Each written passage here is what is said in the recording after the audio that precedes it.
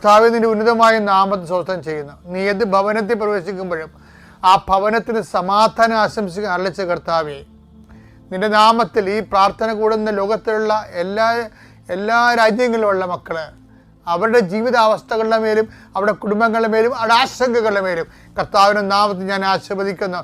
നിങ്ങൾ ശിരസ് നമിച്ചുകൊണ്ട് കൈകൾ കുപ്പിക്കൊണ്ട് ഈ ആശീർവാദം സ്വീകരിച്ചുകൊണ്ട് പരിശുദ്ധ അമ്മ ദേവാലയ കൃപാസ്ഥാനത്താരെ ജീവനുടെ പ്രത്യക്ഷപ്പെട്ട അമ്മയുടെ മണ്ണിൽ നിന്നുകൊണ്ടാണ് ഞാൻ നിങ്ങളെ ആശീർവദിക്കുന്നത്. അമ്മ നിങ്ങളുടെ കൂടെ ഉണ്ടാകുകയും അതുപോലെ തന്നെ സഞ്ചാരി മാതാവ് സമയത്തിൻ്റെ അധികാരി നിങ്ങളുടെ ഓരോ ശ്വാസങ്ങളിലും നിങ്ങൾ ചെയ്യേണ്ട, കർത്താവ് പറഞ്ഞു, നീ ചെയ്യേണ്ട കാര്യങ്ങൾ നിന്റെ മുഖത്തൊക്കെ ഉപദേശിക്കുന്ന കർത്താവ്, നീ പോകുന്നിടത്തല്ല നിന്റെ കൂടെ ഞാൻ ഉണ്ടായിരിക്കുന്ന കർത്താവിൻ്റെ വാഗ്ദാനപ്രകാരം പരിശുദ്ധ അമ്മ നിങ്ങളുടെ കൂടെ സഹചാരിയായി മാറുകയും നിങ്ങൾ ഇന്ന് പോകുന്ന വിഷയങ്ങളെല്ലാം കർത്താവ് ഏറ്റെടുക്കുകയും നിങ്ങൾ അനുഗ്രഹിക്കുകയും ചെയ്യട്ടെ.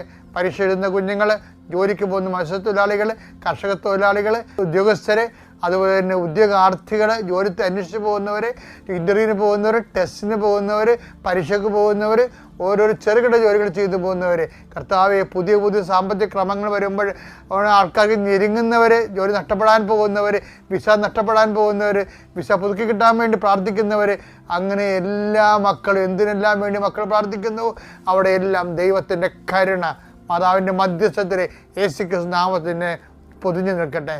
God increases Peter for and grace.